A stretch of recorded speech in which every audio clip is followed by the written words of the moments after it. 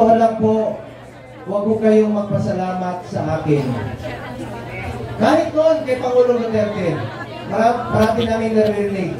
Salamat Pangulong Duterte, salamat Senador Bongo. Huwag po kayong magpasalamat sa amin.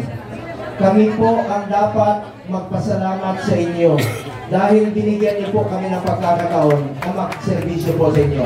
Maraming salamat po sa inyo lahat.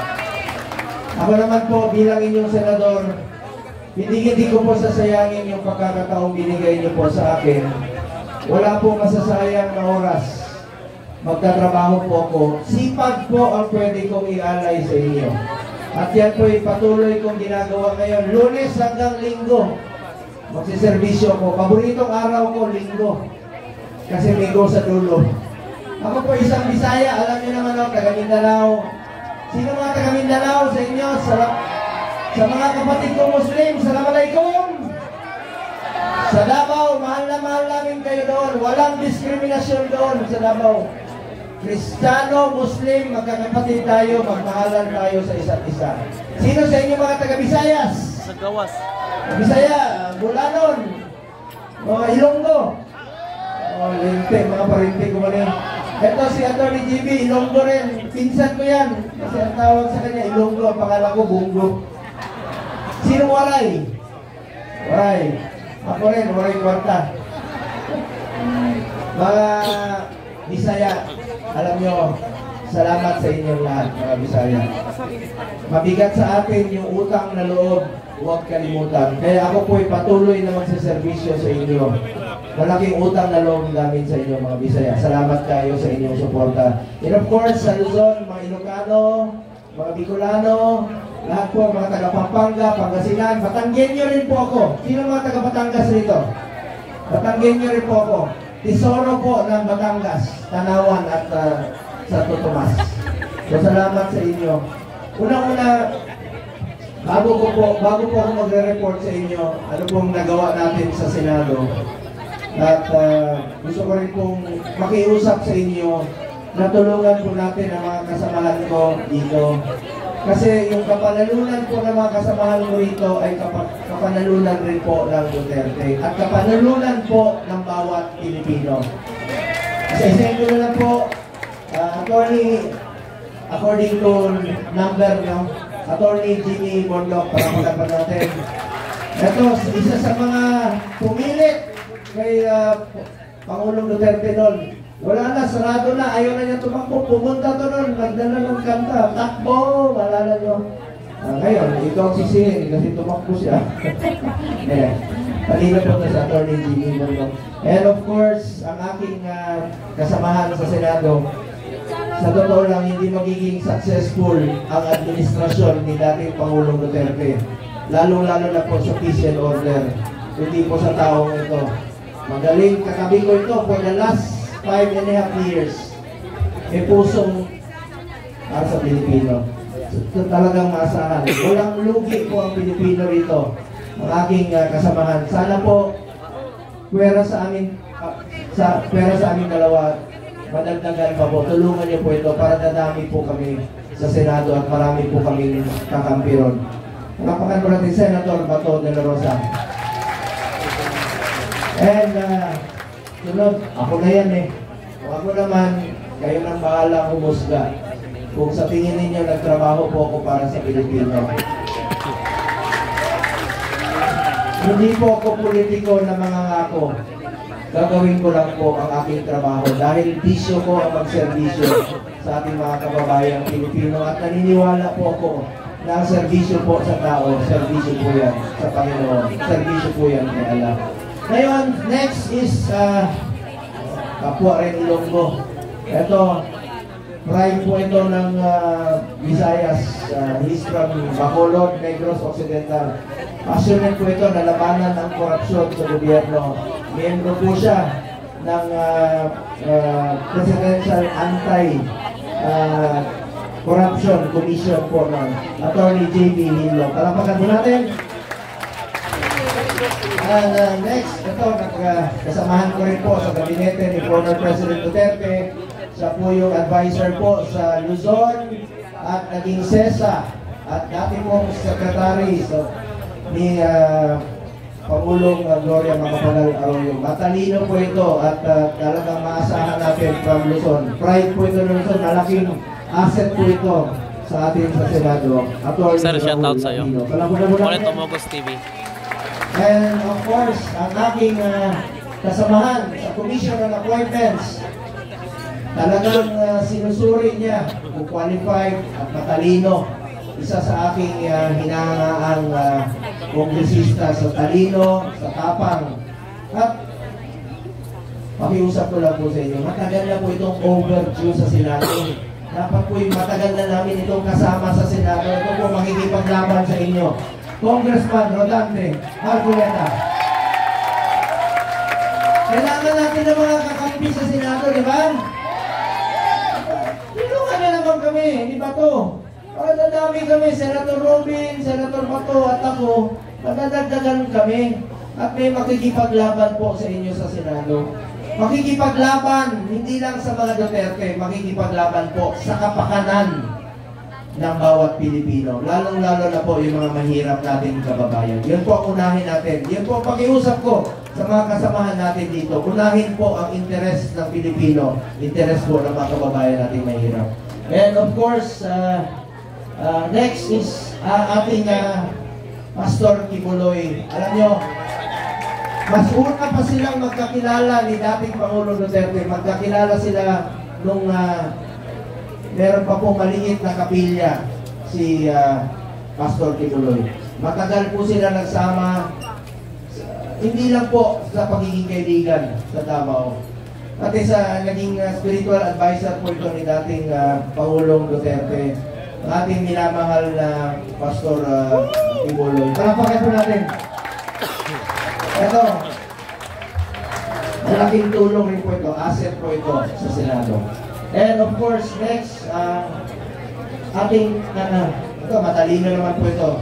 Hindi ka naman i-appoint ng executive secretary kung hindi ka matalino at magaling at magiging asset sa gobyerno. Magkakilala na kami even before po siya na-appoint as executive secretary at alam niya po yun na magkakilala na po kami ni Atty. Vic Rodriguez. Asset rin po ito, magiging kakampi sa Senado. Atty. Vic Rodriguez. Ito naman, last but not the least, no? Hindi naman, bakit nandun siya sa pinakahuli. Alam mo, ito, kaibigan namin, 2003 pa po sa Davao. Bata pa siya at hindi ko pa siya kilala ng idol ko na ito sa pelikula. Pero hindi sa totoong buhay. Marami mong anak eh. Mabait ko ito si Philip Salvador. Alam niya, nagawa na po niya lahat. More than 20 Best Actor Awards na po ang nakamit niya. Nagawa na po niya sa lahat sa buong buhay niya. Sabi niya, last hura na po niya sa kanyang buhay. At ako po, sigurado naman po ako sa inyo dahil hindi lang po siya bumubunot sa pelikula. Alam mo, iba yung sa totoong buhay, matulungin talaga to. Importante po, yung marunong kang tumulong. Kahit na huling pera na lang sa bulsa mo, bunutin mo na, itulong mo na sa mga mahirap. Kaya po, ang tawag namin sa kanya ni Senator Robin, si Mr. Epektibo. Dahil pagdating na panahon, pinakahuling yugto ng buhay niya. 71 years old na po ito si Philip Salvador. Oh, totoo. 71 years old na, pero may asing pa yan. Alam mo, parati kami magkasama. Parati kami magkasama ni Philip Salvador. Noong isang linggo, ang init ng panahon. Pagsakay namin sa sasakyan, naamoy ko, may asin pa talaga.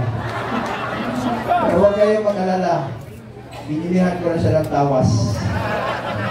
Mr. Epektibo po ito. Makakatulong po ito sa inyo at madadagdagan po ang ating kakampi sa Senado. Kasi very loyal po itong taong ito. Hindi lang po loyal sa mga Duterte, kundi loyal din po sa ating bayan. Asset rin po ito. Pakiusap ko lang po, tulungan niyo naman po sila na lahat mga kasama natin. The more na mga kakampi natin sa Senado, mas makakatulong ito. Hindi lang po sa mga Duterte, kundi makakatulong po sa ating sambayan ng Pilipino. Palapakan natin, Philip Salvador! Alam mo, nagkasakit po ito sa nakaikot sa 1 week po itong na-hospital. Ngayon lang siya nakalabas. Eh talagang porsigido rin, gusto mag-servisyo sa ating mga kababayan. So maraming salamat po. And of course, lahat po ng mga PDP officials, Secretary Pusi, ang ating, dito po ang ating former speaker, Bebon Alvarez, lahat, Atty. Big, lahat ng nandito, sila Astra, sila po ba, mga konsihal, mga mayors from Visayas, Secretary Mejordea, si Ma'am Vivian Velez, ating idol rin po. Dito rin po ang ating kaibigan, anti-crime, anti-corruption commissioner at naging chairperson kasama ni J.B. Hinlo. Lalabanan po ang kriminalidad dito at ang korupsyon. Si Greco Belica. Palapakan po natin. Secretary Wendell Abisado, salamat po. Secretary Ibasco. Nandito rin po si NYC Chairperson Ronald Cardema ng Duterte Party List. Palapakan po natin. Sana wala po na kalimutan, no? Ating mga kandidato. Good luck po sa ating lahat. Magtulungan lang po tayo. Magtulungan lang po tayo, mga kawagan. DG? Hindi, binanggit ko na si Greco. Ang ating Bisaya, yun. Bisaya yun, party list. Dito rin sila, marami. Sino po mga party list dito? Bumbero, party list. O si Ma'am Lorraine Banoy, palapakan po natin! Sino ba?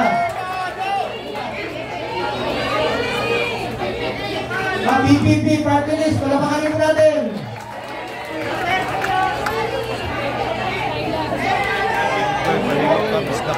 Oh, sa team party list, palapakan po natin!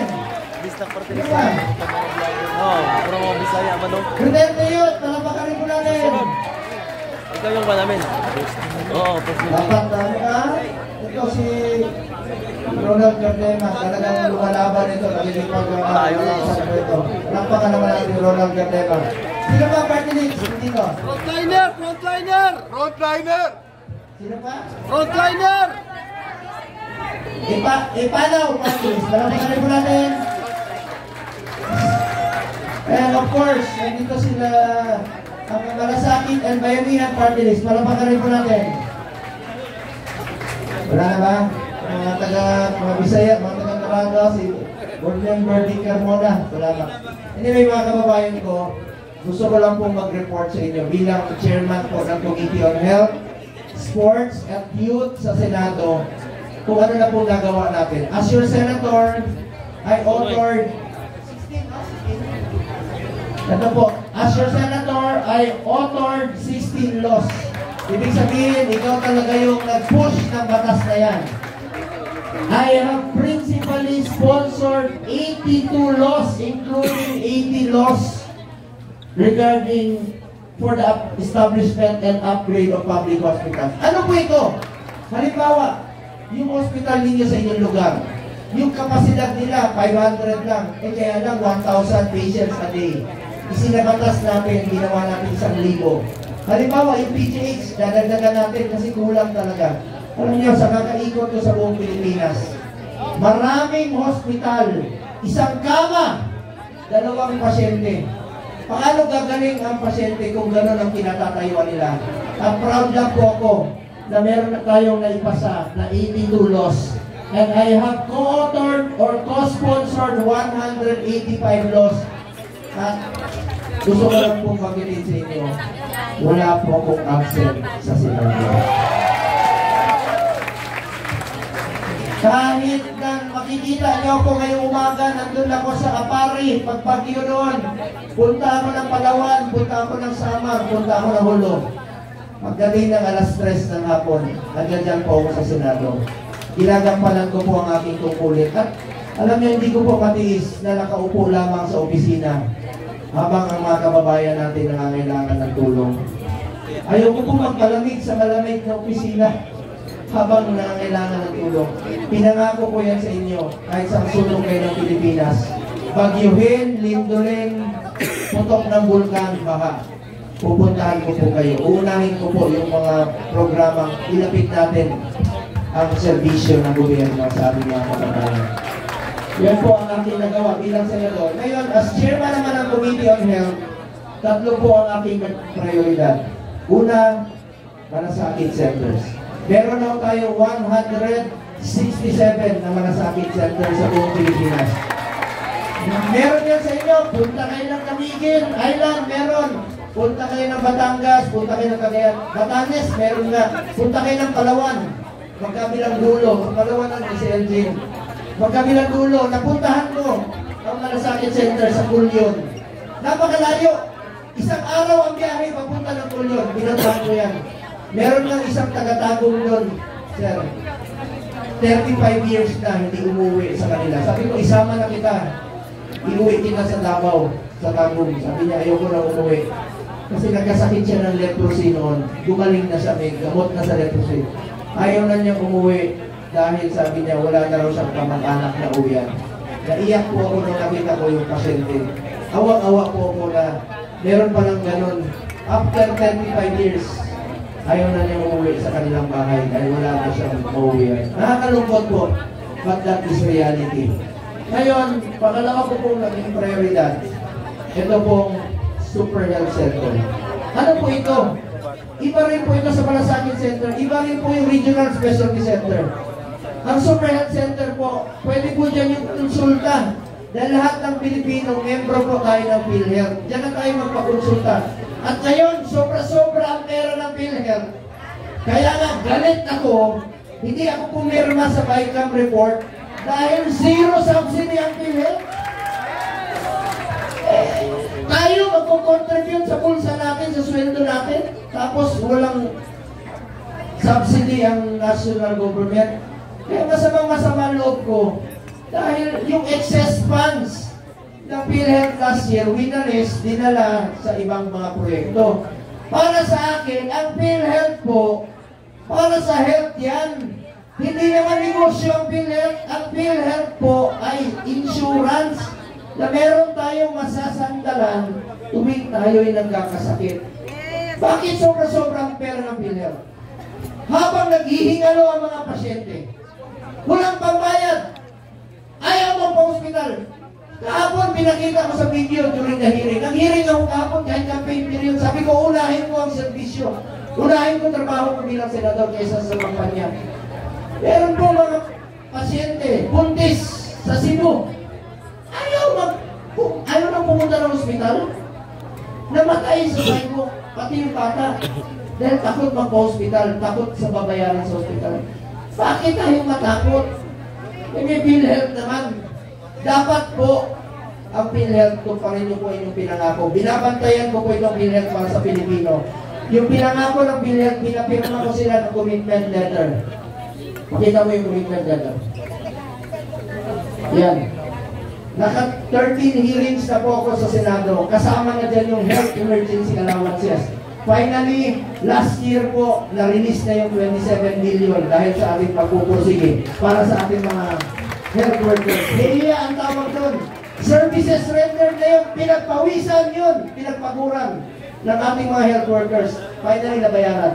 Ngayon, along the way, nag-hearing po ako. Ito yung PhilHealth. Binabantayan ko sila. Pinapirma ko. Ngayon, nangako sila. Tatanggalin na nila yung single period of confinement policy. Ano yun?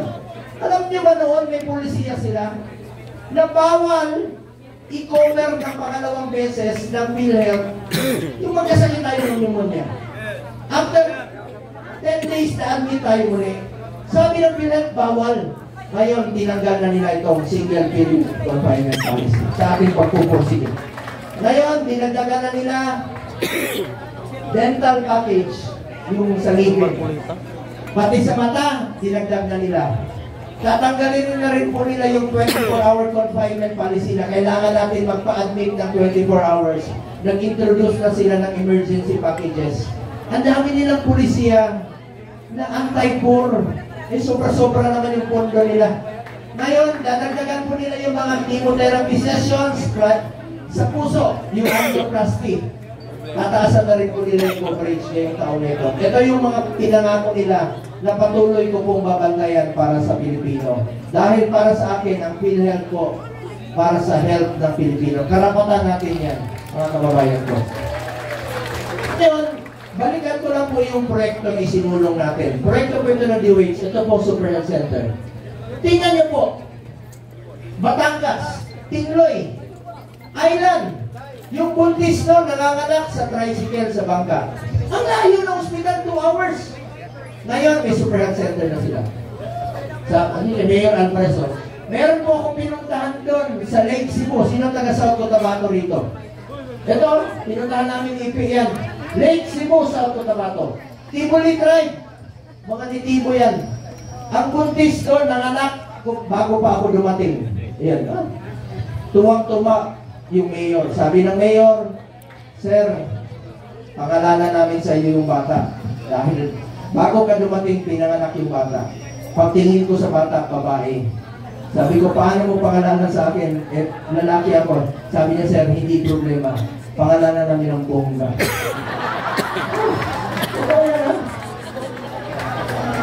True to life story yan. Nangyayari po yan sa totoong buhay.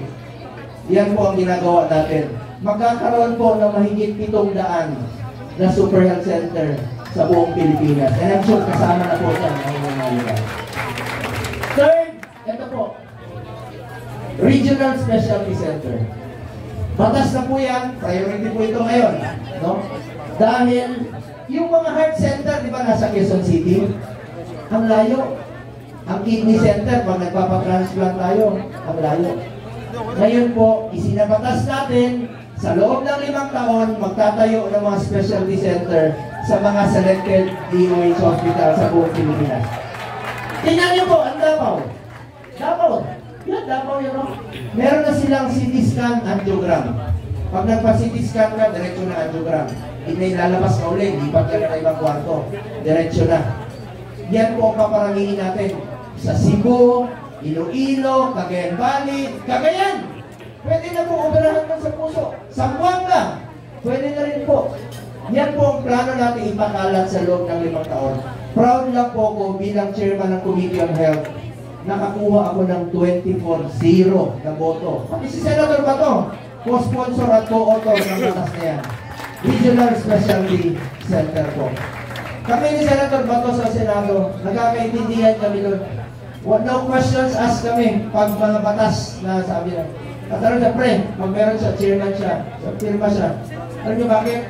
Nagkakaintindihan kami. Iisa ang aming layunin, unahin namin yung interes na ordinaryong mamamayang Pilipinas.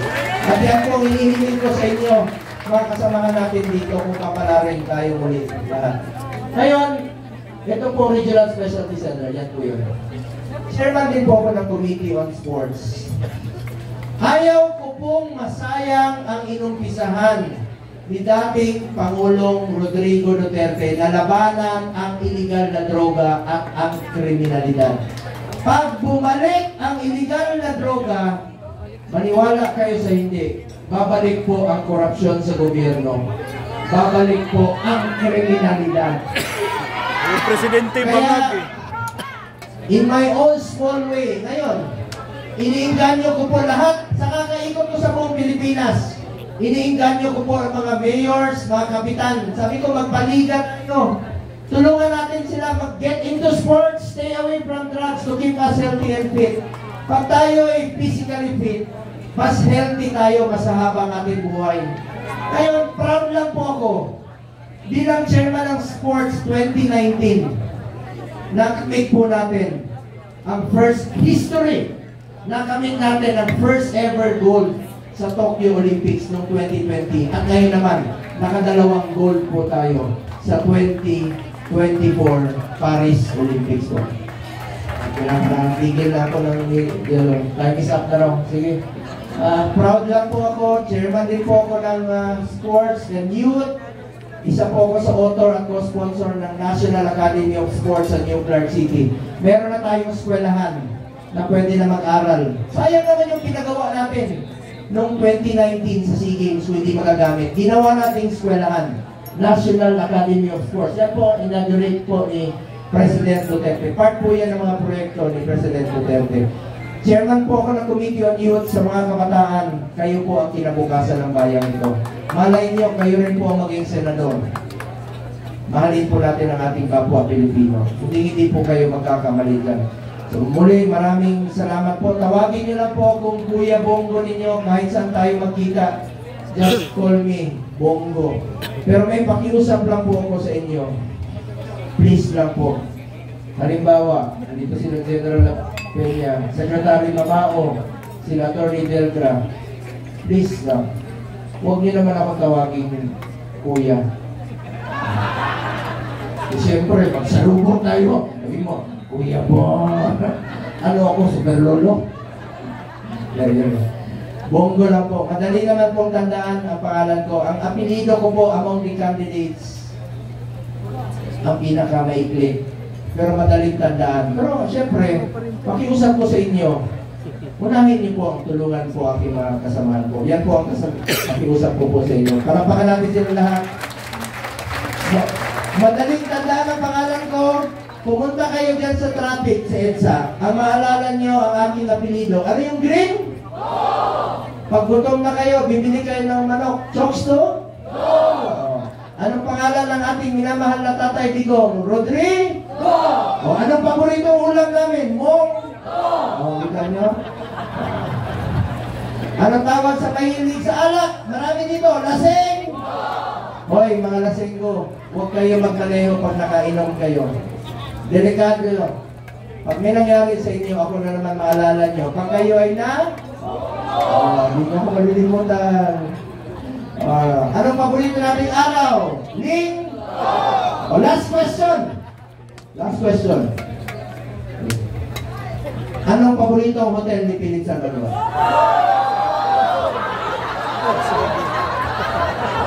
Wala ako sinabi kayo may sabi niya. Nagtinginan tuloy si Bato at saka si Philip Salvador. Mabait po ito si Philip Salvador. Ako po makakagarantiya sa inyo. Asset po itong lahat sa ating gobyerno. At kadami po ang ating kakampi para sa mga Duterte at para sa ating sambayanang Pilipino. Tulungan po natin sila. Mabuhay po ang PDP Laban. Mabuhay po ang ating mga adopted candidates. Meron lang po akong sasabihin sa inyo, sa lahat po ng mga nandirito, salamat sa inyong suporta noon pa man. Lalo-lalo ng mga loyalista na kasama namin 2014 pa lang.